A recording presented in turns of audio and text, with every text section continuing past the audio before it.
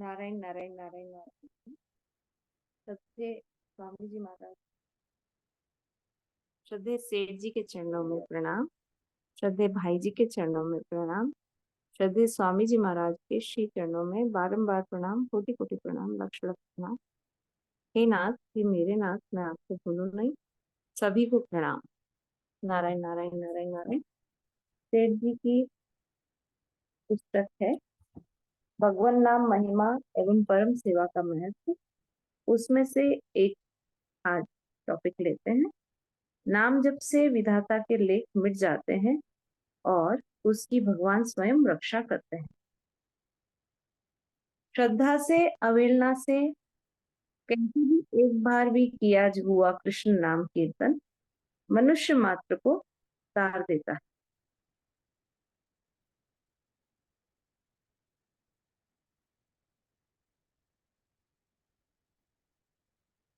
प्रश्न, वर्षों से चेष्टा में लगा हूं, बहुत तरह साधु महात्माओं के दर्शन किए, तीर्थों में घुमा, मंत्रों के अनुष्ठान किए, नाना प्रकार की साधनाएं की, पर मेरा दुष्ट मन किसी प्रकार भी वश में नहीं होता।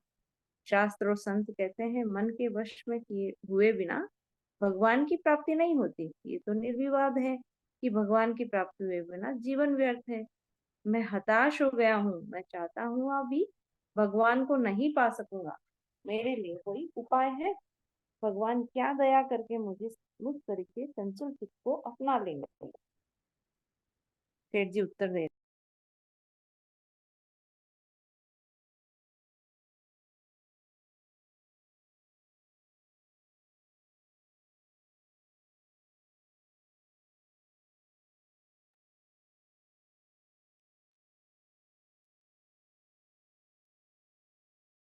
नारायण नारायण नारायण।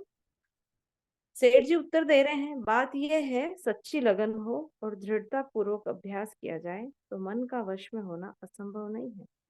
मन वश में करने के बहुत से उपाय हैं, उसके द्वारा मन वश में अवश्य ही हो सकता है।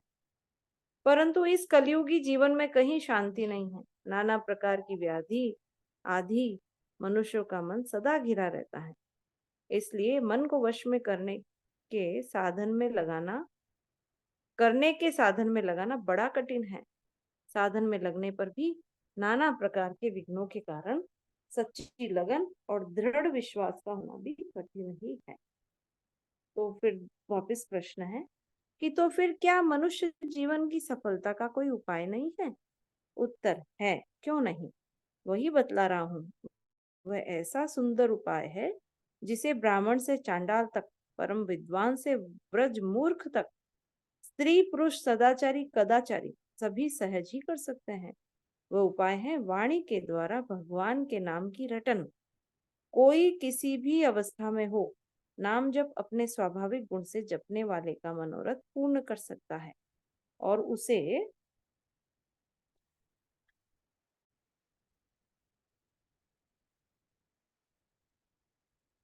उसे अंत में भगवान की प्राप्ति करा देता है। और साधनों में मन के वश में होने तथा शुद्ध होने की आवश्यकता है। भाव के अनुसार ही साधन का फल हुआ करता है, परंतु नाम जप में ये बात नहीं है। इसी अवस्था में नाम लिया जाए वह तो कल्याणकारी ही है।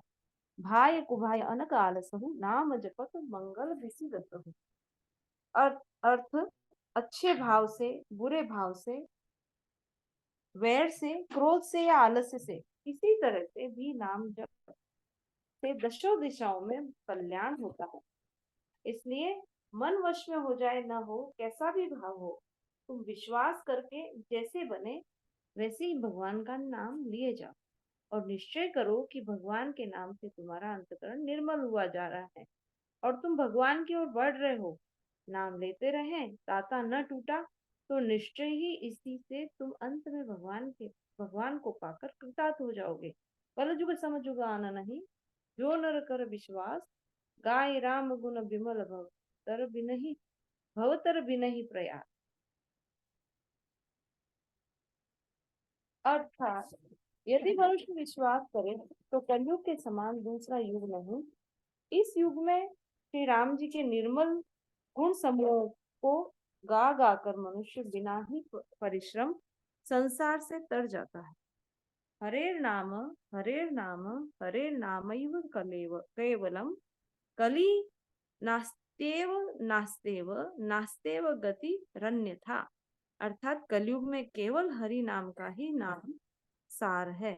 मैं प्रतिज्ञा करके कहता हूँ, कलयुग में हरि नाम को छोड़कर दूसरी गति नहीं है, नहीं है, नहीं है। श्री प्रेमलता जी के वचनामृत में नाम महात्म्य की बहुत ही महत्वपूर्ण दिव्य वाणी है। कुटिल कर्म की रेख भी नाम जप से मिट जाती है। भगवान स्वयं नाम जप की रक्षा में रहते हैं, नाम जापक की रक्षा में रहते हैं। इसलिए भगवान का नाम जितना जपा जाए अधिक से अधिक निरंतर लेते रहना चाहिए। नाम रटन कहू कौन प्रयासा, केवल जीभ हिलाना है। लाभ अमित अति अकत अनुपम, गावत वेद पुराना है। नहीं को धर्म कर्म साधन सिद्धि, ते ही सम ज्ञान न ध्यान है। प्रेम लता ते धन्य नाम जिन, सब विधि सर्वस माना है। कुटिल कर्म की रेख कठिन जो, नाम रटे मिट जाती है। अनहोनी वे जात भलाई, दसहु दिसी दस साथी है। मृत्यु मातु सम होई नाम बल, जो सब जग को खाती है। प्रेम लता तो धन्य संत जी, नाम सुरटना भाती है। नारायण नारायण नारायण नारायण।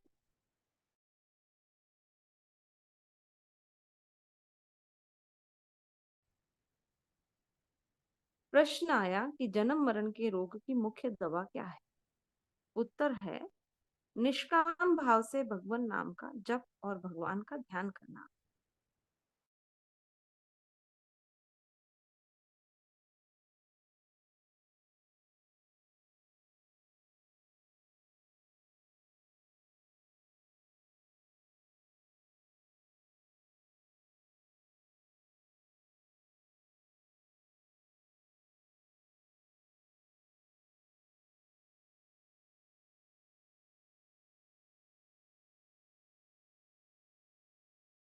तो समझना चाहिए भगवान मुझको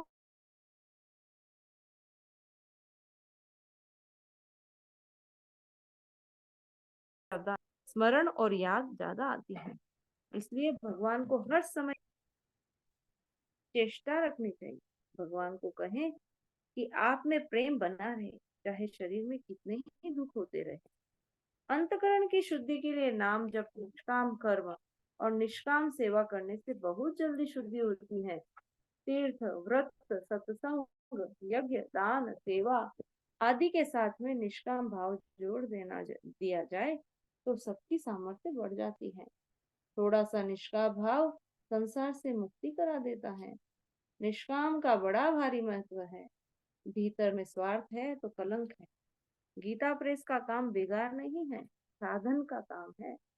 यहाँ पर जो 10 घंटे काम करते हैं उसको 18 घंटे काम करना चाहिए। गीता प्रेस का जितना काम है उन सभी को साधन माने। जैसे कोई दरिद्र नारायण सड़क सड़क पर पड़ा है, उसको अस्पताल में भर्ती करा दिया, तो यह भगवान का काम हो गया। छोटे से छोटा काम भी भाव उत्तम होने से बहुत उत्तम हो जाता है। मरने वाले को नाम सुनाया जाता है तो जिसकी पारी में मृत्यु होती है उसको विशेष लाभ है और दूसरों को भी लाभ है। भगवान ने मृत्यु के समय एक क्षण की छूट दी है। मनुष्य ने कितने ही पाप किए हो, अंतिम क्षण में भगवान का स्मरण हो जावे तो उसका कल्याण है। गीता प्रेस की पुस्तकों का प्रचार है, ये भी परम सेवा है। और को परम सेवा का रूप देना पड़ता है, क्योंकि भगवान कहते हैं सब काम सेवा है।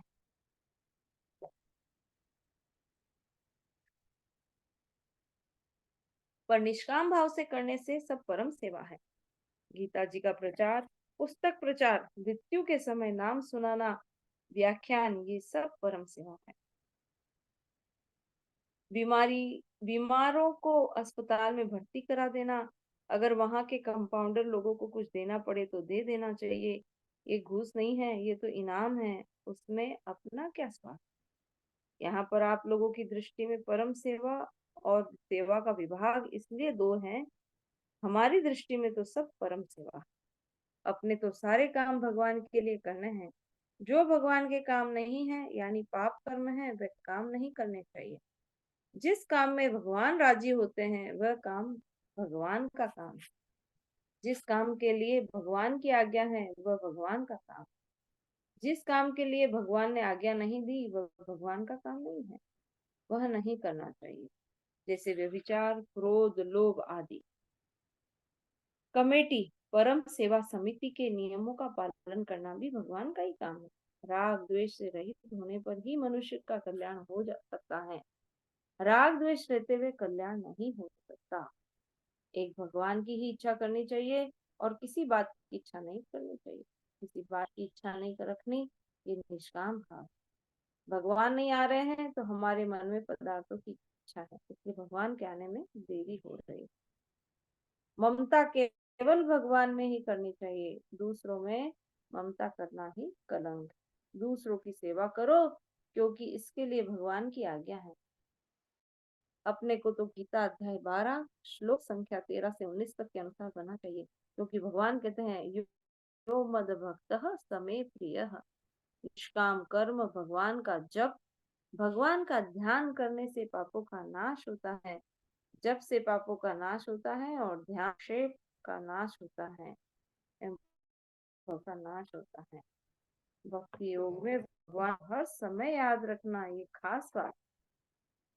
भगवान गीता 8 के 14 में कहते हैं, जो मेरा नित्य निरंतर स्मरण करता है उसको मैं सहज में ही प्राप्त हो जाता हूँ। भगवान इस साधन को सुगम बतलाते हैं और देखने में भी सुगम है। जब भगवान की याद आती है उस समय भी प्रसन्नता रहती है और उसके फल में भी प्रसन्नता। किसी भी भाव से नाम जप किया जावे तो अच्छा है, पर श्रद्धा पूर्वक किया जावे तो बहुत दामी है। तुलसीदास जी ने भगवान के जप पर जितना जोर लगाया उतना स्मरण पर जोर नहीं दिया। नाम जप को गीता में भगवान ने अपना स्वरूप बतलाया और कहा, यज्ञों में जप यज्ञ मैं हूँ। भगवान के नाम का रूप का जो स्मरण है वह गीता रामायण में बहुत दामी बताया है। किस नाम का जप करना चाहिए? प्रश्न। उत्तर, साधक की जिस नाम रूप में श्रद्धा हो उसी का जप करना चाहिए। भगवान के बहुत से नाम हैं, कलयुग में विशेषकर हरे राम राम राम हरे हरे, हरे कृष्ण कृष्ण कृष्ण हरे हरे। ये 16 अक्षर का मंत्र बहुत दामी है। इस मंत्र का जप हर समय किया जा सकता है, शुद्ध अवस्था हो या अशुद्ध। और अगर 3.5 करोड़ नाम का जप किया जावे और अगर निष्काम भाव से किया जावे तो बहुत दामी है। निष्काम भाव, निष्काम तो भाव है और जब किया जाए, जब क्रिया है, अगर क्रिया के साथ निष्काम भाव जोड़ दिया जावे तो दामी है। मेरा तो कहना है कि केवल जब से भी भगवान मिल जाते हैं। इस षोडश मंत्र में राम कृष्ण हरि तीनों ही आ जाते हैं। पापों का हरण करने वाला होने के कारण भगवान का नाम ही है। कृष्ण जो अर्थ है सच्चा आनंद, धातु से जो अर्थ निकलता है वह निराकार परक है। राम का अर्थ है जो सब में रमण करे वह राम है, अथवा योगी लोग जिसमें रमण करते हैं वे राम है। हरि राम कृष्ण ये तीनों तीनों ही युग में वे सच्चिदानंद ही थे।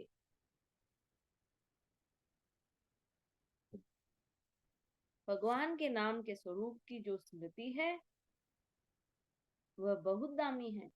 वैराग्य इसमें सहायक, कर्म योग, ध्यान योग आदि स्वतंत्र साधन है।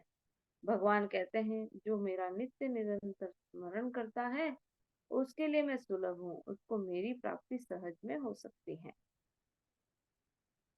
भगवान ने गीता के 90 अध्याय के 22वें श्लोक में कहा है, जो अनन्य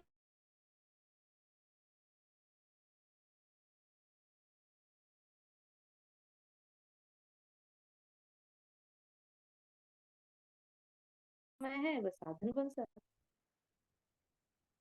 सोते जागते उठते बैठते भगवान को याद रखे तो उसका निश्चित ही कल्याण हो जाता है। भगवान गीता शरीर को छोड़कर जाता है उसको ही प्राप्त हो जाता है। जैसे कुत्ता बिल्ली आदि को स्मरण करते हुए जावेगा तो उसको प्राप्त होवेगा, जो मेरे को याद करता हुआ जाएगा वह मुझको प्राप्त होगा। मृत्यु का कुछ पता नहीं किस समय आवे, इसलिए हर समय भगवान को याद रखना चाहिए। जिसकी जिस नाम में श्रद्धा भक्ति है, उसको उसी का जप स्मरण करना चाहिए, क्योंकि सब उसी भगवान के नाम रूप हैं, उसको सर्वोपरि मानना चाहिए। इस समय धार्मिक पुस्तक इतने सस्ते दामों में मिलती है, तथा सत्संग भी बहुत सस्ते में मिल जाता है। तो इस समय लाभ उठा लेना चाहिए कि ऐसा समय बहुत समय तक नहीं रह सकता। 400 वर्ष पहले तुलसीदास जी, कबीरदास जी, मीराबाई बाई आदि हुए थे। उस समय उनसे बहुत से आदमियों का कल्याण हुआ था। तो वह वैसा ही समय इस समय आया है, इससे लाभ उठा लेना चाहिए, नहीं तो फिर बहुत पश्चाताप करना पड़ेगा। इसलिए इस बात को समझकर अपना काम जल्दी से जल्दी बना लेना चाहिए। और आप लोगों को ऐसे समय में मनुष्य शरीर मिल गया है, दोष अपना है और दूसरों पर दोष लगाओ, ये भी पाप।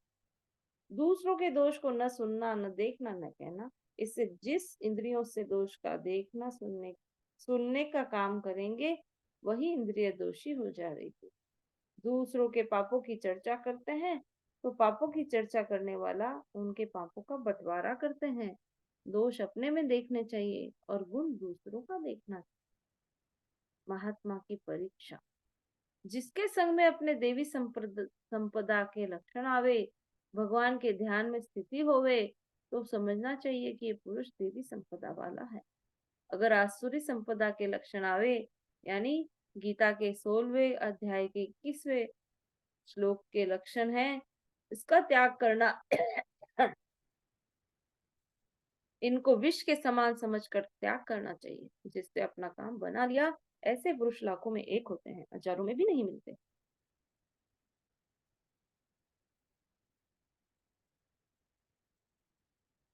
जिनके संग से अच्छे भावों की जागृति होवे, वे अच्छे पुरुष हैं।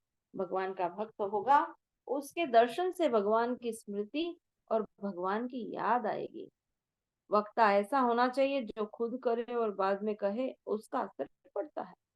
केवल कहे और आप खुद पालन करे ही नहीं, उसका असर नहीं पड़ता। जहाँ स्वार्थ है, वहाँ करामात नहीं है। स्वार्थ आने के बाद करामात भाग जाती है, यानी वे महात्मा नहीं है। जहाँ भोग विलास है, वहां भी महात्मा नहीं है। जहाँ करामात है, वह तो ज्ञान भक्ति वैराग्य में चूर रहते हैं। उच्च कोटि के पुरुष कभी अपने को श्रेष्ठ नहीं बतावेंगे। दूसरे आदमी श्रेष्ठ बतावेंगे तो वह लज्जित हो जाएंगे। मन लगाने के लिए भजन करना चाहिए। जिस भजन का अनुभव करके प्रहलाद कहता है कि पिताजी देख लो, ये अग्नि ठंडी है। औषध क्या है? राम नाम का जप। साधक को इन तीनों बातों पर विशेष ध्यान रखना चाहिए। जो भगवान के लिए और भगवत प्रेम के लिए सब चीजें अर्पण करने को तैयार नहीं, वह एवं जिसके हृदय में भगवान के लिए जलन नहीं, वह भक्त कैसा? अगर घर का एक आदमी बिगड़ता है तो घर बदनाम हो जाता है।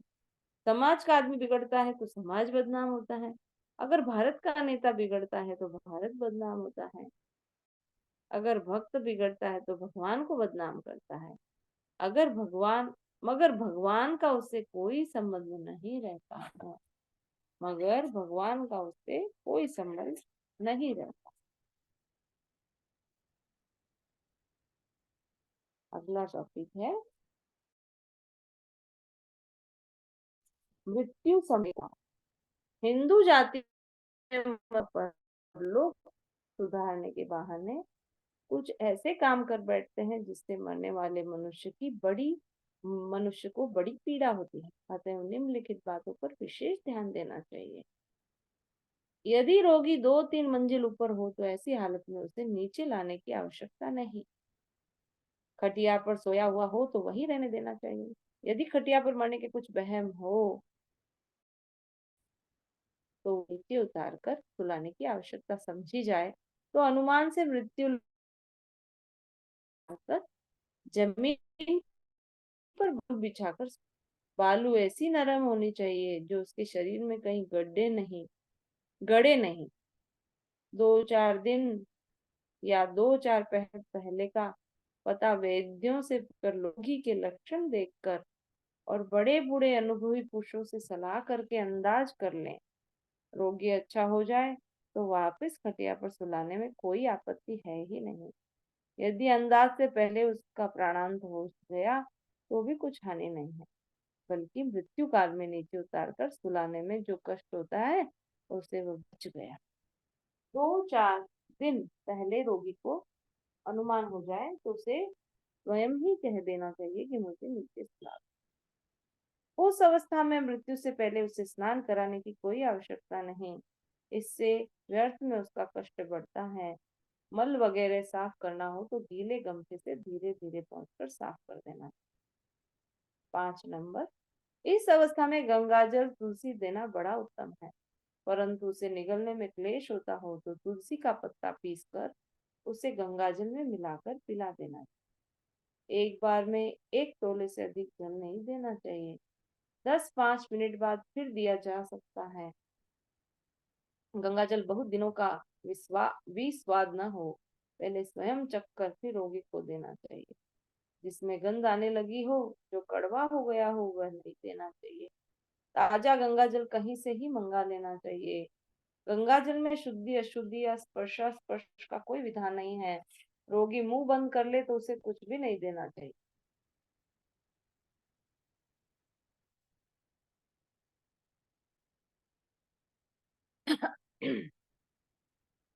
रोगी के पास बैठकर घर का रोना नहीं रोना चाहिए और संसार की बातें उसे याद नहीं दिलानी चाहिए।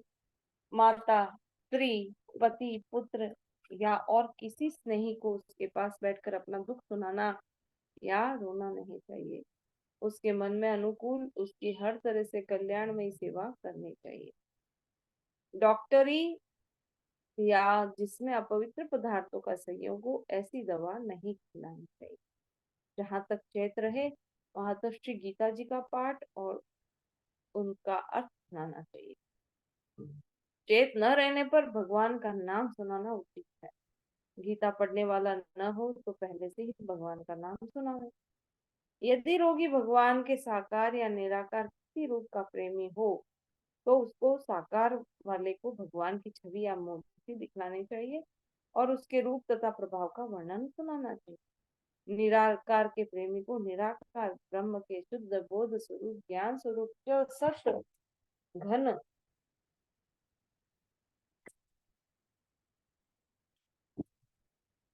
नित्य अज अविनाशी और विशेषणों के साथ आनंद शब्द जोड़कर उसे सुनाना चाहिए। यदि काशी आदि तीर्थों में ले जाना हो तो उसे पूछ लें। उसकी इच्छा न हो, वहां वहां तक पहुंचने में शंका न हो, वैद्यों की सम्मति मिल जाए, उतने रुपए खर्च करने की शक्ति हो तो वहां ले जाए। प्राण निकलने के बाद भी कम से कम 15-20 मिनट तक किसी को खबर न दे। भगवान नाम का कीर्तन करते रहें, जिससे वहां का वायुमंडल सात्विक रहे। रोने का हल्ला न हो, क्योंकि उस समय का रोना प्राणी के लिए अच्छा नहीं। घर वाले समझदार हो तो उनको रोना नहीं चाहिए। दूसरे लोगों को भी उनके पास आकर उन्हें केवल सहानुभूति पूर्वक शब्द सुनाकर रुलाने की चेष्टा नहीं करनी चाहिए। शोक चिन्ह 12 दिन तक ही रखना चाहिए। 12 वर्ष से कम उम्र लड़के लड़कियों की मृत्यु का शोक न मनावे। मृतक के लिए शोक सभा न कर अपनी सावधानी के लिए सभा करनी चाहिए। ये बात याद रखनी चाहिए कि इसी प्रकार एक दिन हमारी भी मृत्यु होगी। जीवन मुक्त पुरुष की मृत्यु पर शोक न करें। ऐसा करना उसका अपमान करना। नारायण नारायण नारायण। आज का ये सेशन यही समापन करते हैं। सभी को राम राम, सभी को प्रणाम। नारायण नारायण नारायण। आनंद है आनंद, आनंद में रहो। कल क्या हुआ, कल क्या होगा, इसकी चिंता न करो। आनंद है आनंद है, आनंद में रहो। कल क्या हुआ, कल क्या होगा, इसकी चिंता न करो। सियावर रामचंद्र जी की जय। मोर मुकुट बंसी वाले की जय। श्री गंगा मैया की जय। श्री गीता माता की जय। अनंत कोटि सभी संत महात्माओं के जय। साधक संजीवनी की जय। नारायण नारायण। सभी को प्रणाम।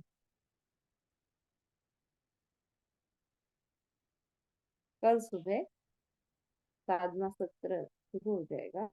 3:50 पर लगभग ग्रुप खुलने का भाव रहता है। हम सभी जरूर जरूर इसी लिंक पर ज्वाइन करने का